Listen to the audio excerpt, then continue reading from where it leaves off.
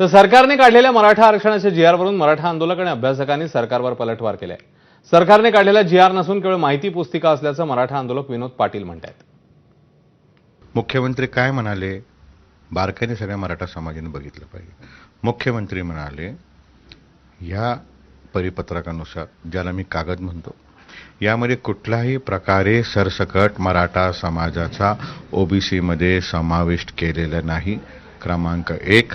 क्रमांक 2, ज्यांच्याकडे पुरावे असतील त्यांना हे पुरावे लागू होऊन त्यांना आरक्षणाचा फायदा मिळेल। क्रमांक 2, या 2 बाबी मुख्यमंत्र्यांनी स्पष्ट केल्या, त्यामुळे आता आमच्या कोणाच्याही चर्चेला अर्थ राहिलेला नाही। मुख्यमंत्र्यांनी पुढे येऊन सांगितलंय, उपमुख्यमंत्र्यांनी पुढे येऊन सांगितलेलं आहे, मग आता आम्ही चर्चा कशावर करतोय? या जीआर मधून पात्र शब्द ज्याच्यावर आक्षेप होता तो त्यांनी हटवलाय असंही दाखवलं चाललंय। पण केवळ पात्र शब्दानं ह्यात फार काही साध्य होणार आहे असं नाही।